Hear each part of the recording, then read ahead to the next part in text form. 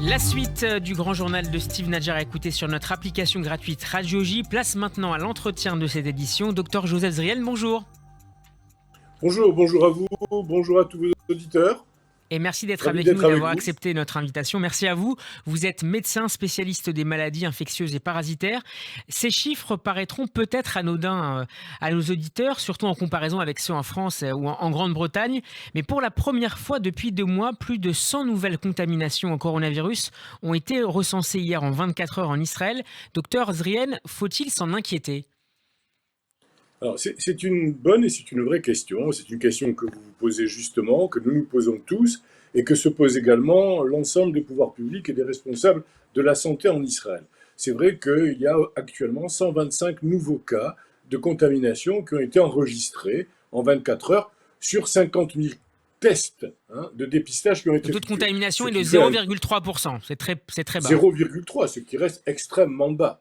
Néanmoins, nous avons encore 434 personnes qui sont malades et 25 patients qui sont dans un état grave, dont 18 sont placés encore, hélas, sous respirateur artificiel.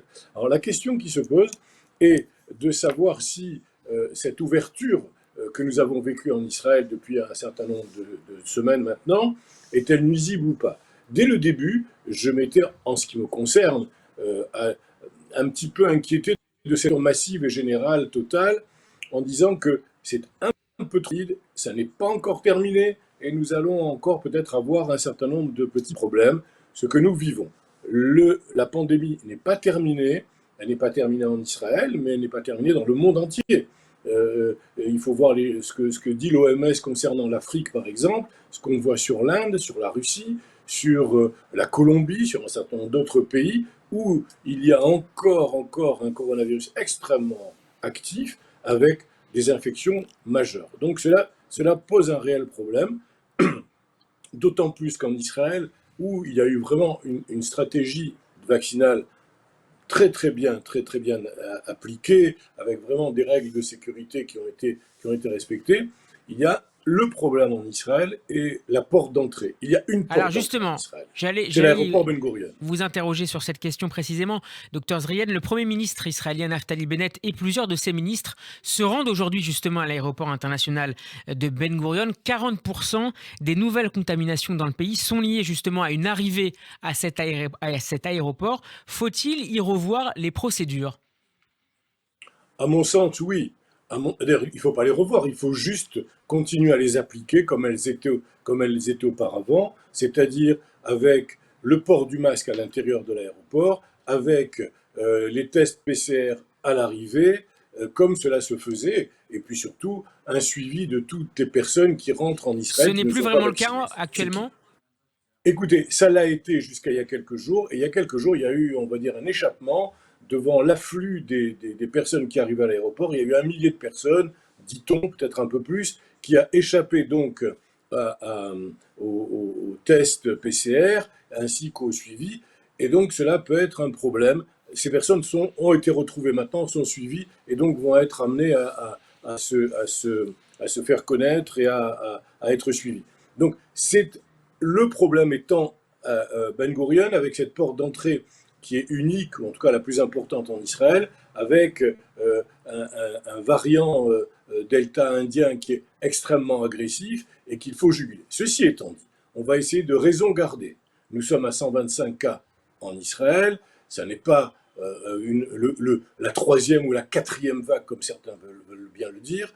Il y a aujourd'hui en Israël de vraies stratégies de santé publique qui sont en place, et donc j'espère qu'on va vite pouvoir arrêter ce début de contamination qui n'a touché en fait que vraiment 2 ou 3 clusters importants. Il y a eu la ville de Modine, la ville de De Binyamina, et Benyamina. encore pas la ville, deux écoles, et une quinzaine de personnes à Tel Aviv Néanmoins, et quelques-unes à Jérusalem. concernant le tourisme, est-ce que le début de la saison des grandes vacances ne présente pas un risque élevé de voir à nouveau le virus circuler à bas bruit pendant plusieurs semaines ? C'est une vraie question, c'est une interrogation qui est totalement justifiée, et donc j'ai bon espoir quand même que au niveau des pouvoirs publics, il y ait cette prise de conscience qui existe déjà, mais qu'elle soit avivée, qu'elle soit réactivée, et qu'on applique un peu plus ces mesures de sécurité. il y a certains pays qui vont continuer à rester en liste rouge, entre guillemets, et qui seront, dont les habitants ne pourront pas rentrer. Alors, c'est Les notamment autres, le s'ils cas de sont la Russie, vaccinés, du Brésil, et de l'Argentine, de l'Afrique du Sud, voilà, de l'Inde, bien sûr. tout à fait, le Mexique, exactement. Voilà. Et pour les autres, mon Dieu, si les règles sont respectées, on pourra accepter l'ensemble des touristes, bien sûr, et il y aura un traçage particulier avec des services de police qui ont été réactivés pour être un peu plus efficaces et pouvoir permettre de limiter une quelconque augmentation des contaminations. Donc je Justement, le pense que gouvernement cela israélien, devrait se faire. Joseph Zrihen, le gouvernement israélien envisagerait de durcir encore les mesures prises contre les personnes violant les restrictions sanitaires. On évoque ainsi une amende pouvant aller jusqu'à 5 000 shekels, soit un peu plus de 1 100 euros pour toute personne violant sa quarantaine. Idem pour ceux qui voyageraient dans les pays à risque. On en a dit un mot, notamment la Russie, le Brésil ou encore l'Inde. Est-ce, selon vous, de nature à calmer les ardeurs des récalcitrants? Je l'espère, j'espère. La peur du gendarme a toujours été une forte incitation, mais dans tous les cas de figure, en tout cas, moi je souhaite que la loi s'applique et qu'elle soit rigoureuse dans ce domaine, car vraiment, nous sommes dans une situation qu'on ne peut pas laisser évoluer.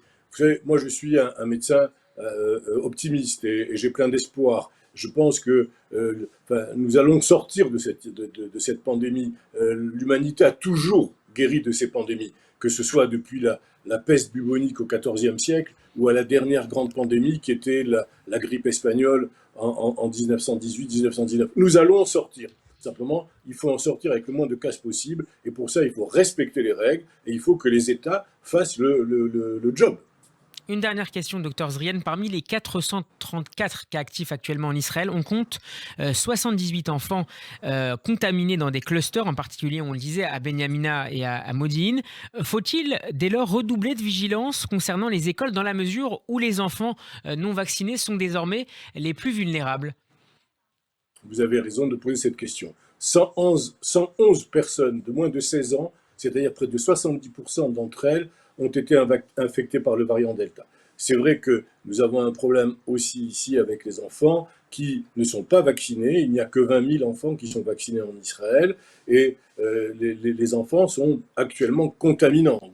Donc d'où en Israël une stratégie vaccinale qui est accentuée aujourd'hui, avec une forte incitation pour que les adolescents à partir de 12 ans aillent se faire vacciner, en sachant que les dernières informations médicales que nous avons sont plutôt bonnes. Il y a par exemple, on compte 2 500 000 enfants vaccinés en Amérique du Nord, avec très très peu d'effets secondaires, quasiment pas. Donc il y a une incitation. Et c'est vrai que cela va être aujourd'hui un problème, c'est un vrai problème. Donc, mais ça reste de la responsabilité des parents. Il faudra aussi dans les écoles faire attention, parce que ce sont des sources de contamination au niveau des écoles. Peut-être faudra-t-il remettre le masque. Peut-être que les enseignants devront être un peu plus rigoureux dans tout ce qui est la conduite sanitaire. Mais aujourd'hui, c'est Vigilance une et question, il optimisme. n'y a pas encore eu de décision. Merci Pardon? beaucoup. Je disais vigilance et optimisme.